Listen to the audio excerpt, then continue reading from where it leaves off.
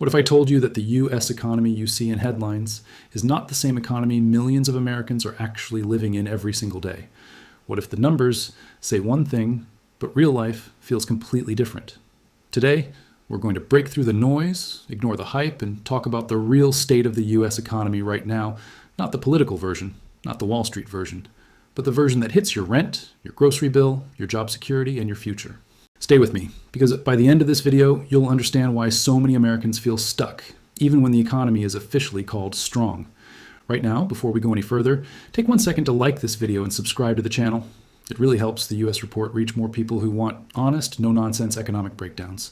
We don't chase hype here, we chase clarity. If you want updates that actually make sense, you're in the right place. Now let's start with the biggest question everyone is asking in 2026. Is the U.S. economy actually improving, or are we just being told that it is? On paper, the economy looks stable. GDP growth is still positive. Unemployment is not exploding. Markets are still functioning. But when you talk to regular people, the story sounds very different. Rent is still painfully high. Groceries feel more expensive every month. Credit card debt is rising, and many workers feel one unexpected bill away from trouble. This gap between official data and daily life is the core issue we need to understand today. One of the biggest reasons for this disconnect is inflation. Inflation is not crashing the economy, but it is quietly draining it. Prices are not rising as fast as they did a couple of years ago, but they are not coming down either. That's the part many people don't realize. When inflation slows, it doesn't mean prices drop. It means they rise more slowly. If your grocery bill jumped 25% over the last few years and now inflation slows, that higher price level stays. Your paycheck needs to catch up, and for many people, it hasn't. This is exactly why the Federal Reserve is being extremely careful right now. Interest rates are still high by recent standards, and the Fed is not rushing to cut them. The reason is simple. Inflation is still above the target, and cutting rates too early could make prices surge again. From the Fed's point of view, stability matters more than speed.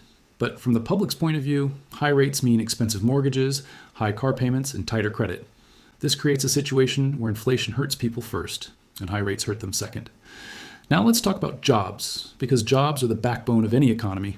The U.S. job market is not collapsing, but it is clearly cooling.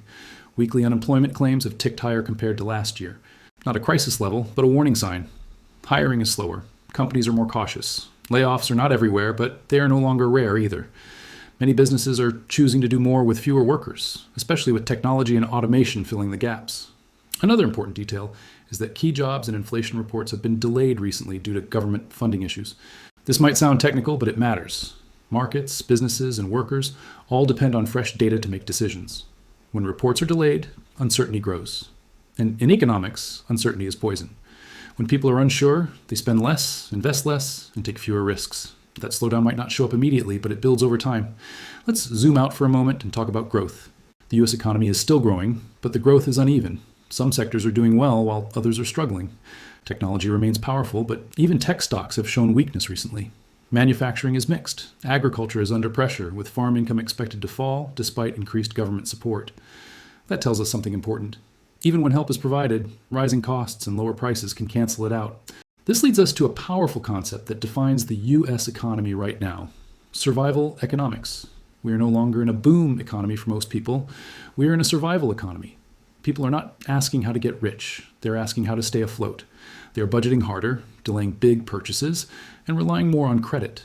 This doesn't mean a crash is guaranteed, but it does mean confidence is fragile. Another issue shaping the economy is consumer debt. Credit card balances are near record highs. This tells us consumers are still spending, but often not because they want to. They're spending because they have to. Essentials like food, housing, and transportation leave little room to breathe. When spending is powered by debt instead of confidence, it becomes a risk. Eventually, people hit limits. Housing is another major pressure point. Mortgage rates remain high compared to recent years. This has locked many people into their current homes, reducing supply and keeping prices elevated. Renters are stuck too, facing limited options and high costs. Housing affordability remains one of the biggest economic stress factors in the country, especially for younger Americans. Now let's talk about the stock market, because many people judge the economy by the market. But the stock market is not the economy. Markets react to expectations, not reality. Recently, stocks have been volatile, reacting to inflation fears, rate decisions, and global uncertainty. When markets drop, it affects retirement accounts and confidence. When they rise, it often benefits people who already own assets. This creates another divide between financial headlines and everyday life. International factors also matter. Trade deals, global conflicts, and currency movements all influence the U.S. economy. New trade agreements may boost certain industries, but they also create competition and political debate. The U.S. dollar remains strong, which helps control inflation but hurts exports. Every advantage comes with a trade-off. So where does this leave the average American in 2026? The answer is somewhere in the middle. This is not a booming economy, and it is not a collapsing one either. It is a tense economy, one that feels stable on the surface but stressed underneath. One bad shot could change the story quickly, but careful management could also slowly ease the pressure. This is why understanding the economy matters more than ever, not just the numbers, but the meaning behind them. At the U.S. Report, our goal is to explain what's really happening, without fear, without hype, and without political spin. Because informed people make better decisions. As we move forward this year, there are a few things everyone should watch closely. Inflation trends, Federal Reserve decisions, job market shifts, consumer debt levels, and housing affordability. These are the pressure points. If they improve together, confidence will return. If they worsen together, trouble grows. Before we wrap up, let me ask you something. Does the economy feel strong to you personally, or does it feel like a constant struggle? Your answer matters, because real experiences often tell us more than statistics. If you found this breakdown helpful, make sure to share this video with someone who is trying to understand what's really going on in the U.S. economy. And drop a comment below with your thoughts, your concerns, or what you're seeing in your own life. I read the comments, and they help shape future videos here on the U.S. Report. Thank you for watching, thank you for staying informed, and I'll see you in the next update.